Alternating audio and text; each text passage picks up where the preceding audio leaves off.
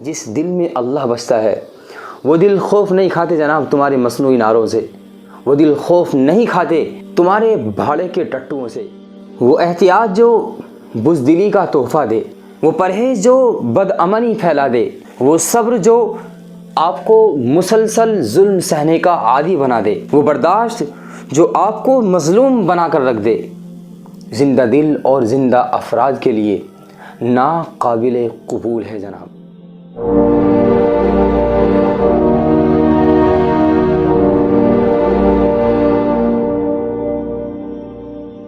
السلام علیکم ورحمۃ اللہ وبرکاتہ۔ ناظرین، میں ہوں محمد ناظم علیمی قاسمی۔ امید کرتا ہوں کہ آپ سب اچھے ہوں گے۔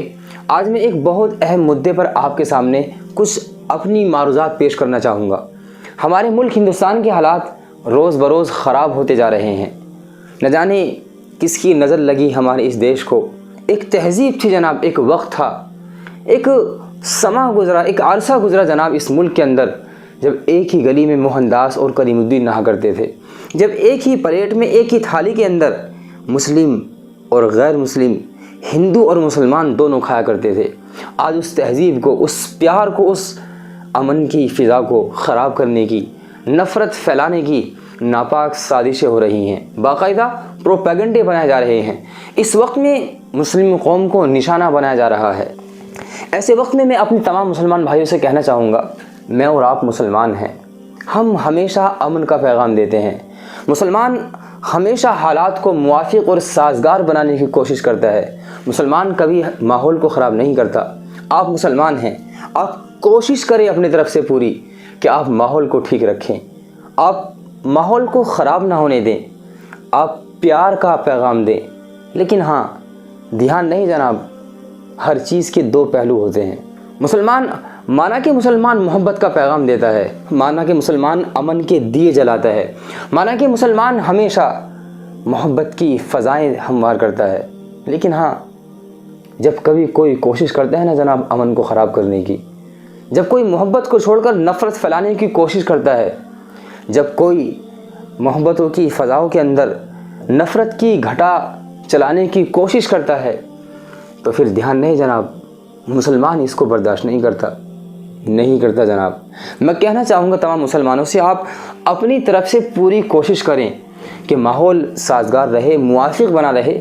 لیکن اگر کہیں آپ کو زیادہ پریشان کیا جائے، عزتوں پر حملے ہوں، عزتیں پامال ہوں، ہماری ماؤں بہنوں کی عزتوں کو تار تار کرنے کی کوشش کی جائے، ہماری ٹوپی پر، داڑھی پر انگلی اٹھائی جائے، تو پھر دھیان رکھنا جناب، تو پھر آپ کو خیال رکھنا چاہیے کہ آپ ٹیپو سلطان کے روحانی بیٹے ہیں۔ ہاں، وہی ٹیپو سلطان جس نے یہ کہہ کر میدان موت میں چھلانگ لگا دی تھی کہ گیدڑ کی 100 سالہ زندگی سے شیر کی ایک دن کی زندگی بہتر ہے۔ ہاں، پھر آپ روحانی بیٹے ہیں محمد بن قاسم کے۔ ہاں، پھر آپ روحانی بیٹے ہیں سلطان صلاح الدین ایوبی کے۔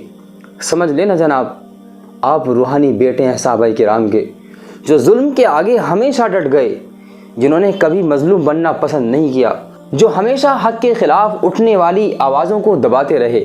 آپ دھیان رکھنا، حالات کبھی اگر خراب ہوں، لوگ آپ کو پریشان کریں، آپ کے گاؤں کے اندر، آپ کے محلوں کے اندر اگر حالات کو ناکام کرنے کی اور حالات کو خراب کرنے کی اگر کوشش کی جائے، تو خیال رکھنا آپ کا حامی پھر اللہ ہے، اللہ آپ کو پالتا ہے۔ پھر دھیان رکھنا وہ بات جو ایک شاعر نے کہی، کافر ہے تو تلوار پہ کرتا ہے بھروسہ، مومن ہے تو بے تیغ ہی لڑتا ہے سپاہی۔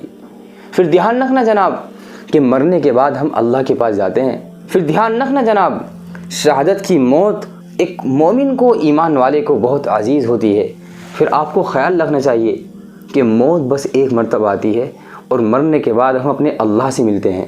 پھر دھیان رکھنا جناب، اگر آپ نے ظلم کے خلاف آواز اٹھائی، اگر آپ نے ماحول کو پروقار، پرامن بنانے کی کوشش کی اور اس کوشش میں آپ کی جان چلی گئی، دھیان رکھنا جناب، اس کا صلہ آپ کو آپ کا اللہ دے گا۔ مومن بزدل نہیں ہوتا، مومن بزدل نہیں ہوتا، مومن ڈرپوک نہیں ہوتا۔ بزدلی کے نعروں سے ہمارے دل نہیں دہلتے جناب۔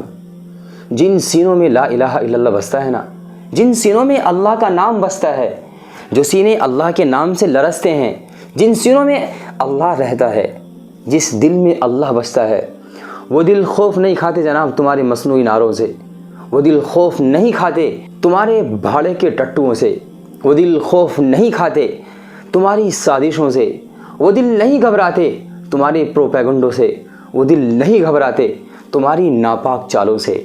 اس دل میں تو اللہ بستا ہے اور وہ اپنے اللہ کے لیے، ہاں اپنے اسلام کے لیے کچھ بھی کر سکتے ہیں۔ میں امید کرتا ہوں عزیزوں کہ یہ میری باتیں کچھ آپ کو سمجھ میں آئی ہوں گی۔ آپ کوشش کریں اپنے ارد گرد ماحول کو سازگار بنانے کی، احتیاطی تدابیر ضروری ہے، آپ ماحول کو پروقار بنانے کے لیے اپنی سی کوشش کریں۔ امید کرتا ہوں کہ باتیں آپ کو سمجھ میں آئی ہوں گی۔ ملتا ہوں انشاءاللہ اگلے پیغام کے ساتھ۔